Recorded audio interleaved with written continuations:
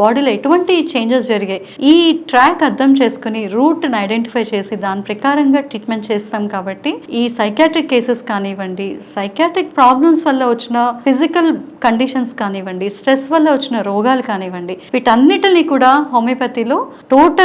Total complaints collect చేసుకుని root cause నుంచి పర్మనెంట్గా ట్రీట్మెంట్ చేసే సంస్థ మాకుంది. రెగ్యులర్గా క్లినిక్స్లోకి వచ్చే ప్రాక్టికల్ సమస్యలు ఏమొస్తున్నాయంటే, మేడం మా పాపకి మ్యారేజ్ అయ్యి 6 months అయింది, 1 year అయింది, లేదా 1.5 2 years అయింది, ఇప్పటి వరకు ఒక్కసారి కూడా కన్సీవ్ కాలేదు, పాపకి ఫర్టిలిటీ ట్రీట్మెంట్స్ చేపిద్దాం అనుకుంటున్నాము అని తీసుకొస్తుంటారు. మనం చూడాల్సింది ఏంటి అంటే, అసలు పాప ఫర్టిలిటీ వరకు రావాలి అంటే పాపకి అసలు లోపల ఫర్టిలిటీ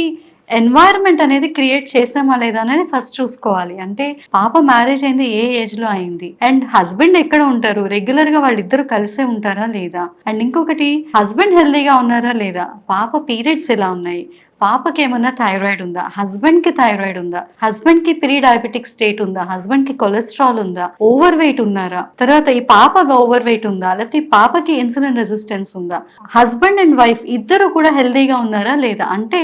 ఎంతసేపు మనం ఆ ఫీమేల్ ని తీసుకొస్తాం, మా పాపకి ఏమైనా ప్రాబ్లం ఉందా అనేది. పాపకే ఎందుకు ప్రాబ్లం ఉండాలి, అక్కడ హస్బెండ్ కి కూడా ప్రాబ్లం ఉండొచ్చు. హస్బెండ్ హెల్దీగా లేకపోతే కూడా, స్పర్మ్ లేకపోతే కూడా అక్కడ ఫర్టిలిటీ అనేది జరగదు. ఇక్కడ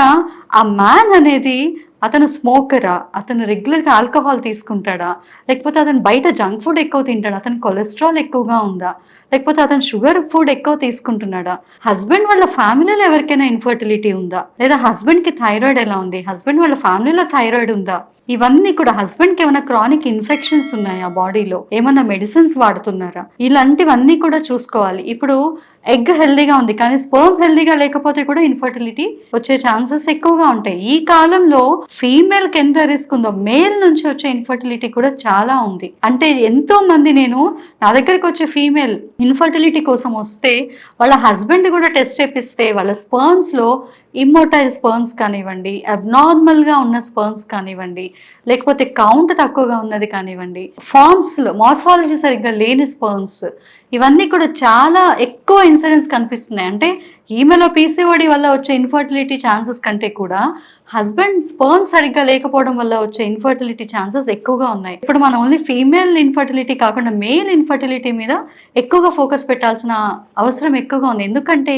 ఈ మ్యాన్ అనేవాడు ఇంటి నుంచి ఆఫీస్ నుంచి ఇంటికి ఎంతసేపు ట్రావెల్ చేస్తున్నారు, వాళ్ళు బైక్ మీద కానివ్వండి, వాళ్ళు డ్రైవ్ చేస్తున్నారు, వాళ్ళు వేసే క్లోదింగ్ కానివ్వండి, టైట్ క్లోదింగ్స్ వేయడం కానివ్వండి, ఆఫీస్లో స్ట్రెస్ ఎంత ఉంది, స్ట్రెస్ ఉన్నప్పుడు వాళ్ళు స్మోకింగ్ ఎంత చేస్తున్నారు, ఆల్కహాల్ ఎంత తీసుకుంటున్నారు, వాళ్ళు అసలు డైలీ ఫుడ్ ఏం తింటున్నారు, ఇవన్నీ కూడా మనము ఫర్టిలిటీ కావాలి అనుకుంటే హస్బెండ్ ఎంత లైఫ్ స్టైల్ ఉన్నాడు, విమెన్ ఎంత లైఫ్ స్టైల్లో ఉంది, వీళ్ళిద్దరి కాంబినేషన్ ఎలా ఉంటుంది, వీళ్ళ కాంబినేషన్లో ఫర్టిలిటీ ఛాన్సెస్ ఎంత ఉంటాయి అనేది డాక్టర్ అనేవాళ్ళు చూసుకుని మాట్లాడి కౌన్సిల్ చేస్తే డిసైడ్ చేయగలుగుతారు. ఇప్పుడు బాడీలో ఎటువంటి చేంజెస్ జరిగాయి ఈ ట్రాక్ అర్థం చేసుకుని రూట్ని ఐడెంటిఫై చేసి దాని ప్రకారంగా ట్రీట్మెంట్ చేస్తాం కాబట్టి ఈ సైకాట్రిక్ కేసెస్ కానివ్వండి, సైకాట్రిక్ ప్రాబ్లమ్స్ వల్ల వచ్చిన ఫిజికల్ కండిషన్స్ కానివ్వండి, స్ట్రెస్ వల్ల వచ్చిన రోగాలు కానివ్వండి, వీటన్నిటిని కూడా హోమియోపతిలో